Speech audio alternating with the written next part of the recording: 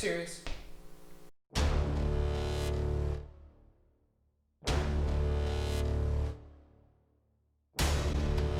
Snare drum.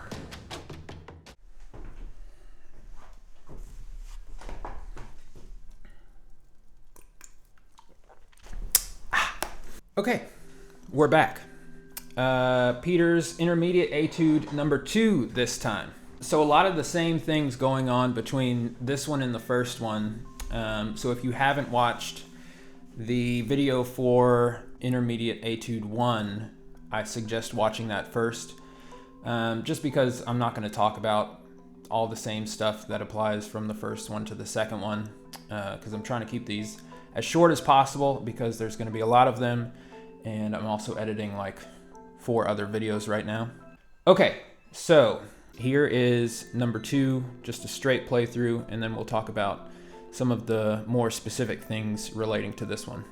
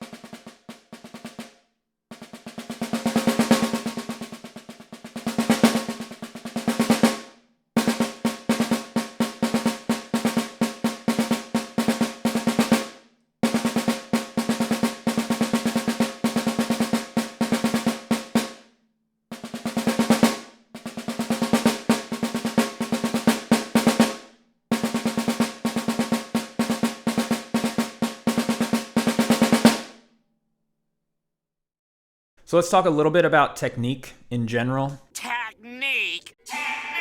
Just some bare basics as we go through these earlier etudes where there's not much happening besides basic technique, basic rhythm, basic dynamics. A big thing to always think about is not playing down in the head. Always try to lift as much as possible. I've historically had a problem with downstroking in my own playing, and it's something I'm always having to think about. It's one of those things where if you catch it early and you don't build that bad habit, it will help so much down the road. So always be thinking about lifting, not overplaying into the head, not downstroking, not using too much arm to get the sound out of the drum. That's all gonna make a very harsh tone that we're not really looking for when it comes to specifically concert snare drum playing. Okay, so biggest thing with dynamics in this one is that it only has 2 different dynamics, piano and forte, with some crescendos and accents written in. But we really only have those 2 extreme sides of the dynamics. One, we want them consistent, so every piano sounds like a piano, every forte sounds like a forte. That's just like how we talked about in the first video.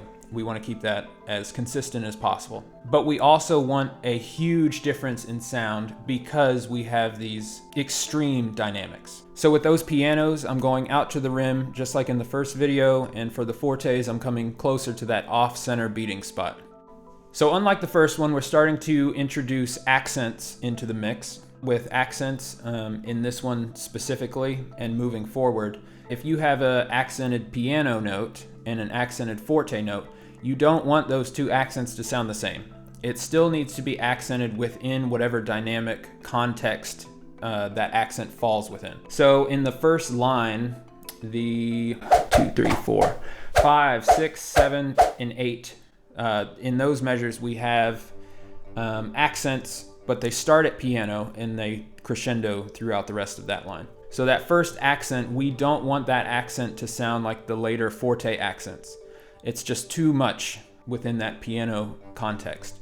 One thing on hand consistency, we talked about this a little bit in the first one, how a lot of notes played back to back, I'll use right hand for all of them. In this etude, I do that even more. Pretty much on every big beat, so like if you're counting 1, 2, 3 of these measures in 3/8. I try to keep that all right hand. So if you're playing with that sticking, you'll notice that your right hand really doesn't stop playing that 8th note very often. It's pretty much playing it consistently through almost the entire exercise with a few rests here and there. I just think this helps me keep one, like I said, consistent sound throughout the whole piece, but it also helps me keep my inner pulse going better. As far as adding extra phrasing, I don't really do it that much in this one compared to the last one. So the only time I do that in this one is pretty much at the very end. So the last full measure, 1 and 2 and 3 and 1. I'll rise that line just a little bit, give it a little dynamic push to the end.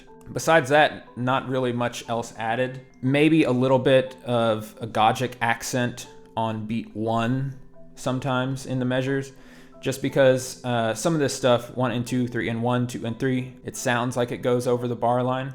So I'd like to give grouping accents for each measure, just for myself to better feel where that pulse is, and then also for the audience members. I know this isn't really something you're playing at on a recital or anything, but I always like to train early to kind of add that in so that my style, when I'm playing a real piece, I don't have to think about adding it in as much. I'm already used to doing it so much, playing these etudes and other etudes like this.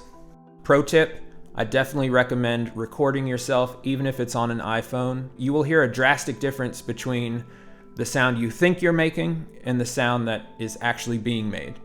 Especially if you put your recording device, your phone, whatever, a few feet away from you, where it gets more sound away from just right over top of the drum. Highly recommend doing this all the time, as often as possible. Listen for any kind of bad habits that you might have built along the way that you can break as soon as possible.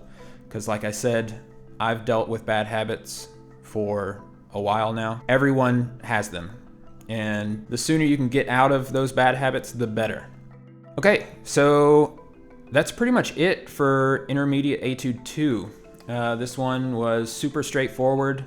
Like I said, a lot of the stuff we talked about in the first video, so go back and watch that one if you haven't. Subscribe for the future updates. Give this video a thumbs up if you liked it, thumbs down if you didn't. Keep practicing this week. We will all be getting better little by little every day.